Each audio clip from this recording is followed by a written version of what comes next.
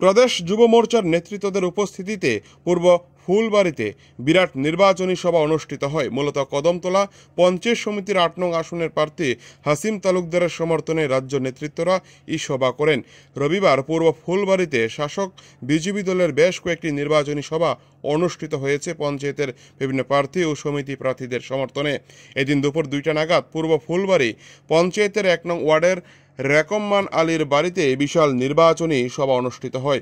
উক্ত সভায় যুব মোর্চা প্রদেশ সম্পাদক শুভঙ্কর সাহা, প্রদেশ লিগ্যাল সেলের ইনচার্জ দেবদাস বক্সি, উত্তর জেলা যুব মোর্চা নেতৃত্ব সহ আরও অনেকে উপস্থিত ছিলেন এই প্রচার সভায়।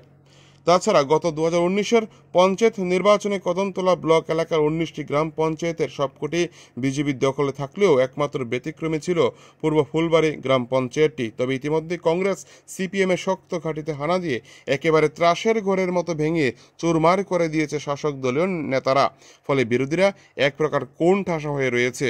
তাছাড়া বিজেপির তরুণ তুর্কি প্রার্থী হাসিম তালুকদার ইতিমধ্যেই ভোটারদের মন জয় করে নিয়েছেন। এখন নির্বাচনে জয়ী হওয়া শুধু সময়ের অপেক্ষা মাত্র বলে দাবি করছেন নেতৃত্বরা। চুরাইবাড়ি থেকে কিষাণ মল্লিকের প্রতিবেদন, টিভি 100 বাংলা।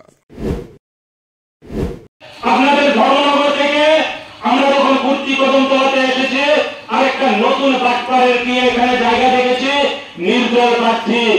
এই নির্দল প্রার্থীরা নতুন রূপে নতুন সাজে আবার সরাসরি যে একটা প্রাক্তরিতে নেমেছে, ওই প্রাক্তররা কিন্তু আসলে কেউ নয়, ওরা নতুন রূপে সিপিআইএম এবং কংগ্রেসের আরেকটা এজেন্ট।